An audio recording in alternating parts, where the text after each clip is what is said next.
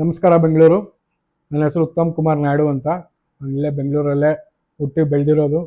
Last ಒಂದು 15 ವರ್ಷದಿಂದ real ಎಸ್ಟೇಟಲ್ಲಿ ಕೆಲಸ ಮಾಡ್ತಾಯಿದ್ದೀನಿ. ನನಗೆ ಲಾಸ್ಟ್ 1 ವರ್ಷದಿಂದ ಒಂದು ಡೆವಲಪರ್ ಅನ್ನೋದಕ್ಕಿಂತ ನನಗೇನು ಅಂತ ಅರ್ಥ ಆಗ್ತಾಯಿಲ್ಲ. ನನ್ನನ್ನು ಸಾಯಿಸೋದಕ್ಕೆ ನಮ್ಮ ಮನೆ ಪವರ್ ಕಟ್ ಮಾಡಿ ನನ್ನನ್ನು ಸಾಯಿಸೋದಕ್ಕೆಲ್ಲ ಪ್ರಯತ್ನ ಮಾಡಿದ್ದಾರೆ.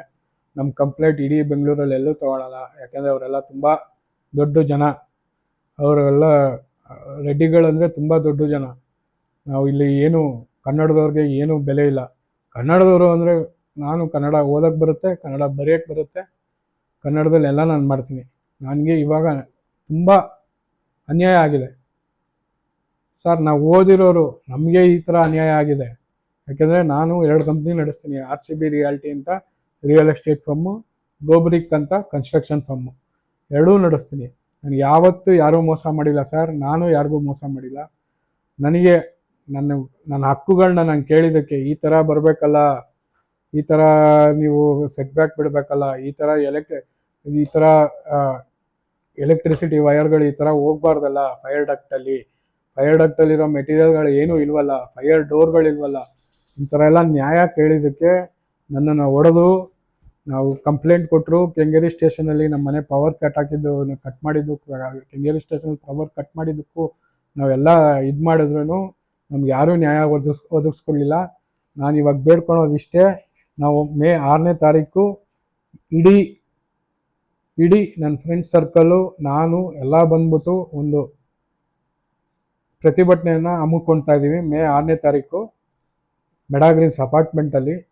ನಮಗೆ ನೀವೆಲ್ಲ ಸ್ಪಂದಿಸಿ, ನೀವೆಲ್ಲ ನನಗೆ ಹಾರೈಸಬೇಕು ಅಂತ ಬೇಡ್ಕೊತೀನಿ. ನನ್ನ ಮೇಲೆ ಫೇಕ್ ಕೇಸ್ಗಳು ಬೀಳ್ಬೋದು. ನಾನು ಈ ಥರ ದುಡ್ಡು ಮಾಡಿಬಿಟ್ಟಿದ್ದೀನಿ, ಈ ಥರ ಹಿಂಗೆ ಮಾಡಿಬಿಟ್ಟಿದ್ದೀನಿ, ಅದು ಮಾಡಿಬಿಟ್ಟಿದ್ದೀನಿ. ಇದಕ್ಕೆ ಯಾವುದಕ್ಕೂ ನೀವು ನಂಬೇಡಿ. ಅವ್ರ ಹತ್ರ ಏನೂ ಪ್ರೂಫ್ ಇಲ್ಲ.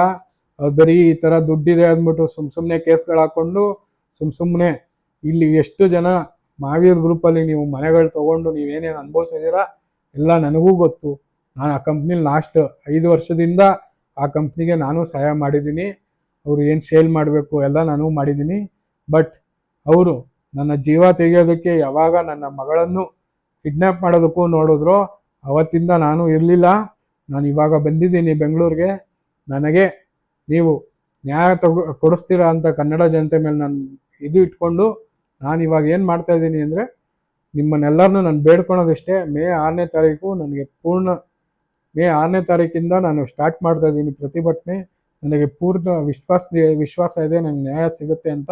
ಯಾಕೆಂದರೆ ನಾನು ಯಾರಿಗೂ ಮೋಸ ಮಾಡಿಲ್ಲ, ನನಗೂ ಯಾರೂ ಮೋಸ ಮಾಡಲ್ಲ ಅಂತ ಗೊತ್ತು. ಈ ಥರ ಜನತೆನ ಆಚೆ ತರಬೇಕು, ಆಚೆ ಮಾಡಬೇಕು. ಏನು ಮಾಡ್ತಾರೆ ಅಂತ ನಾವು ನೋಡಬೇಕು. ಯಾಕೆಂದರೆ ಎಷ್ಟು ಜನನ ಹಾಳು ಮಾಡ್ತೀರಾ, ಎಷ್ಟು ಜನ ಲೈಫ್ಗಳನ್ನ ಹಾಳು ಮಾಡ್ತೀರಾ, ಎಷ್ಟು ಜನಕ್ಕೆ ಇವ್ರುಗಳು ಸ್ಯಾಲ್ರಿ ಕೊಟ್ಟಿಲ್ಲ, ಇವ್ರುಗಳಿಗೆ ಯಾರ್ಯಾರು ಕಾಸು ಕೊಟ್ಟರೆ ಏನೇನು ಮಾಡ್ತಾರೆ. ನಾನು ಎಲ್ಲನೂ ಇಂಚಾಗಿ ಬಿಚ್ಚಿಡ್ತೀನಿ. ನನ್ನ ಪ್ರಾಣ ಹೋದ್ರೂ ಪರವಾಗಿಲ್ಲ, ಇವ್ರನ್ನೆಲ್ಲನೂ ನಾನು ಮಾಡೇ ಮಾಡ್ತೀನಿ. ಯಾಕೆಂದರೆ ನಾನು ಯಾವತ್ತೂ ಯಾರಿಗೂ ನಾನು ಮೋಸ ಮಾಡಿಲ್ಲ. ಇವ್ರು ನನಗೆ ಮೋಸ ಮಾಡಿ 1 ವರ್ಷ ಆಗಿದೆ.